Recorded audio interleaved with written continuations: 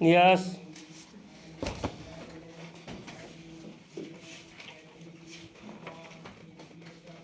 Start.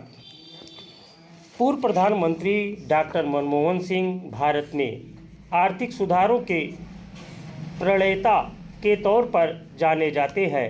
प्रधानमंत्री के रूप में उनके 10 वर्ष के कार्यकाल पर लोगों की आलोचनात्मक राय हो सकती है, लेकिन इस तथ्य से कोई इनकार नहीं कर सकता कि भारतीय अर्थव्यवस्था को बचाने एवं बढ़ाने में उनका योगदान अहम है।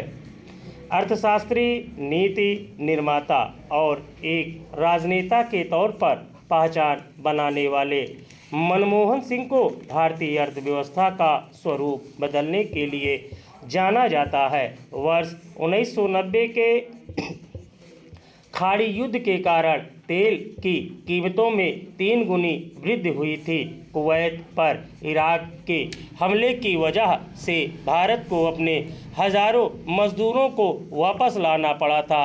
नतीजतन उनकी ओर से भेजी जाने वाली विदेशी मुद्रा पूरी तरह से रुक गई थी। ऊपर से भारत की राजनीतिक अस्थिरता और उसे समय का सामाजिक आर्थिक माहौल अर्थव्यवस्था को कमजोर किए जा रहा था। देश को इस कठिन हालात से बाहर लाने के लिए उस समय देश के प्रधानमंत्री रहे पीवी नरसिंह राव ने अपने वित्त मंत्री के रूप में मनमोहन सिंह को चुना था। स्पष्ट है कि वित्त मंत्री के रूप में मनमोहन सिंह की सफलता का श्रेय नरसिंह राव को भी जाता है।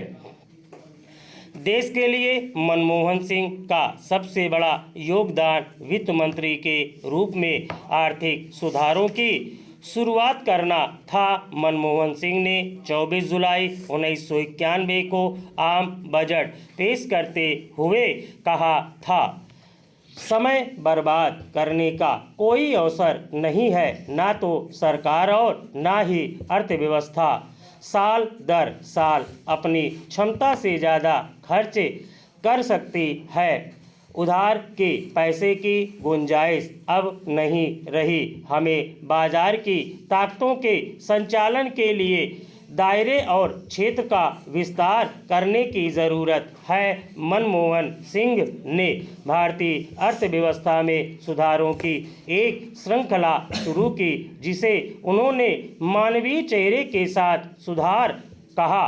उन्होंने 3 कैटेगरी में बड़े बदलाव किए: उदारीकरण, वैश्वीकरण और निजीकरण, जिसके तहत विदेश व्यापार, निवेश, वित्त एवं कर से जुड़े व्यापक सुधार किए गए। 1991 में भारत का अंतर्राष्ट्रीय व्यापार संतुलन भारी घाटे में था। देश पर विदेशी कर्जे $69 बिलियन हो गया था। भारत के पास पैसा और समय दोनों बहुत कम थे। तब विदेशी मुद्रा भंडार $6 बिलियन से भी कम था, जो देश के केवल 2 सप्ताह के आयात को पूरा करने के लिए ही पर्याप्त था। विदेशी पूंजी निवेश पर सरकारी नियंत्रण था। आयात के लिए जटिल लाइसेंसिंग सिस्टम था। चीन और पाकिस्तान के साथ हुए युद्ध, शेयर बाजार में हो रहे घपले, उत्पादन के क्षेत्र में सरकारी नियंत्रण आदि अर्थव्यवस्था के रफ्तार को थामे हुए थे। देश आर्थिक पतन के कगार पर था। इसे बचाने के लिए उन्होंने रुपये का 2 बार अवमूल्यन किया। पहले करीब 9% एवं फिर 11% का अवमूल्यन किया गया। इससे हमारा निर्यात सस्ता हो गया, जो हमारे बिगड़ते व्यापार असंतुलन के लिए एक आवश्यक सुधार था।